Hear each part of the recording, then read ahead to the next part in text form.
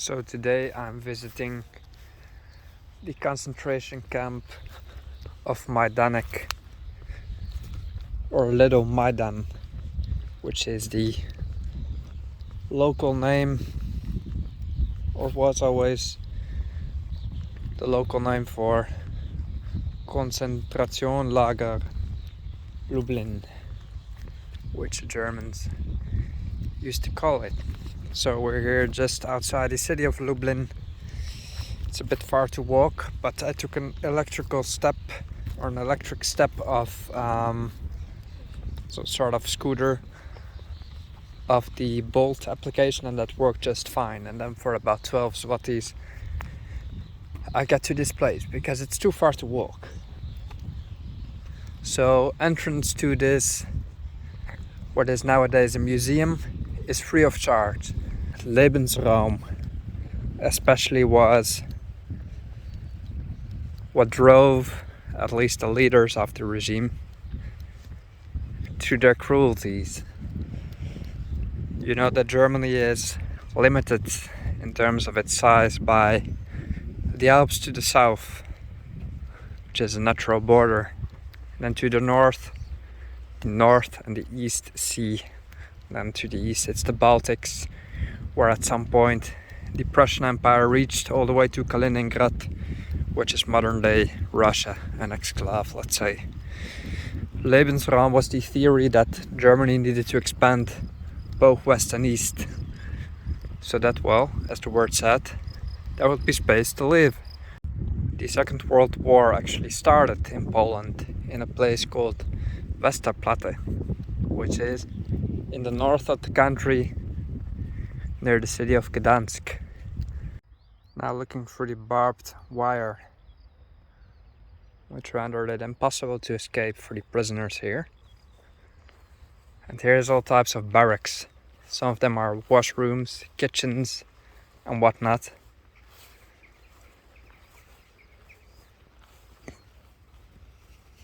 And in the back are the actual rooms where people, for lack of a better word, lived, or just were made to sleep, let's say.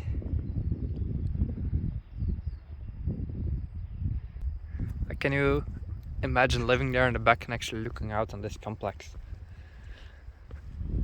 That's the remarkable feat of Poland. The scars of what happened in this country are very, very visible in every street you go, essentially. And if it's not visible, it is there. You just have to know a bit more about it. The scars are deep within the people of, let's say, my parents' age, but also the current generations know all about it. The sign of the 41st building says Bad und Desinfektion 1. Bath and Disinfection, Building 1.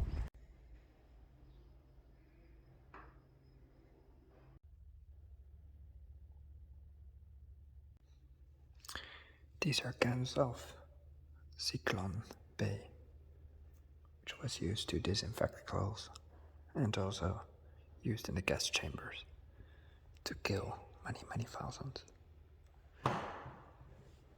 This is a dressing room where clothes were disinfected with Cyclone B. The blue stains reminding of that chemical being used.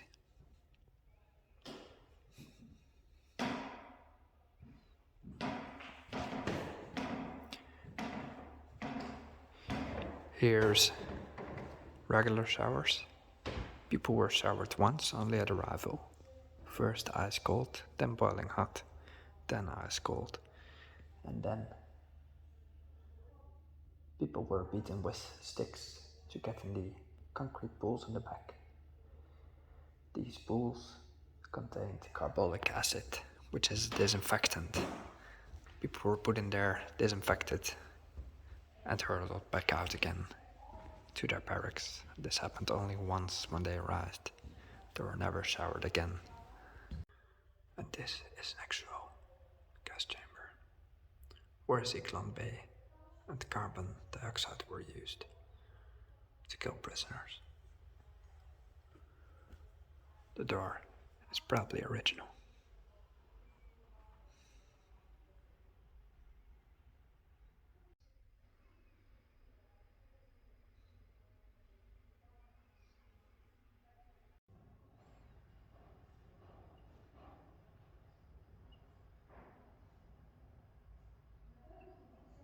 Here's the back doors of the gas chambers, where the victims were then taken out. Ruurt Berlin, that's the firm that made these steel doors. I suppose this part is all original. Very disturbing.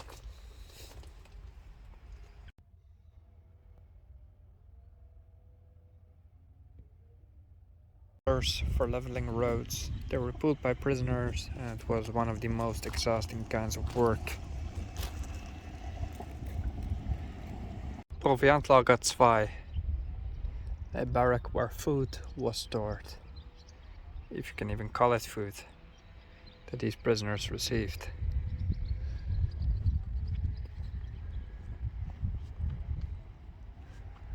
Most of this has been reconstructed, although the signs are probably original and it's been left in its original state as much as possible.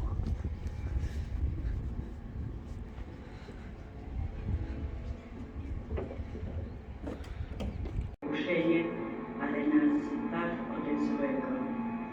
Amen.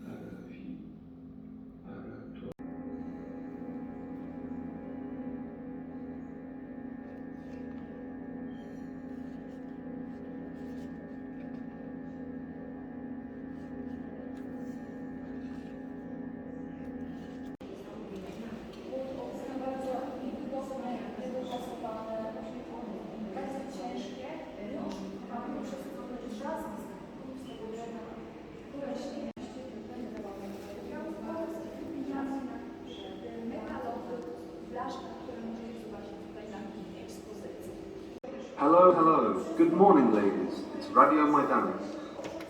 Halo, dzień dobry pani, tu Radio Majdanek. To Radio Majdanek jest interpretowane przeróżnie. Jedni mówią, że to jest niemożliwe, inni uważają, że mieliśmy jakąś aparaturę.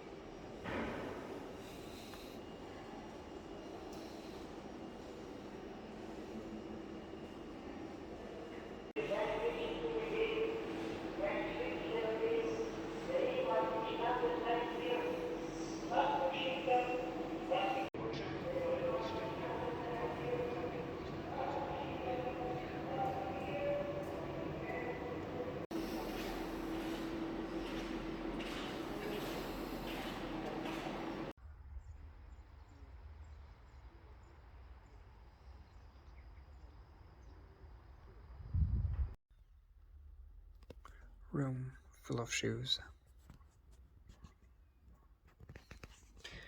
Nearly 500,000 pairs were still found in the camp of Majdanek when it was liberated. This is only a fraction.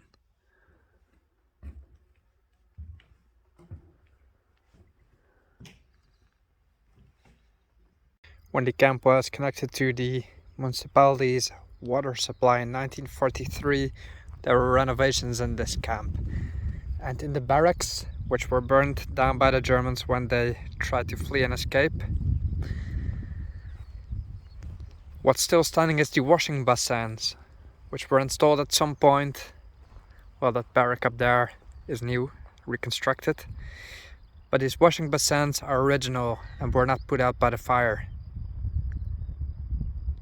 The Germans, when they escaped, they burned down all the barracks. The wood burned, obviously, but this remains. It's raining again, and now I'm all alone in this place, which is the weirdest experience, obviously. It's not the first time that happens to me. I've had the same in Auschwitz. And what can I say? I think the images speak for themselves, don't they? These are the bunk beds that were only installed after a pretty long time where prisoners had to sleep on the ground or on straw. At the most crowded periods, there were up to 500 people in such a barrack. It was freezingly cold. It could lead down to -20 in winter, and because of the holes in the walls, the draft inside, it got even chillier when the people were sleeping.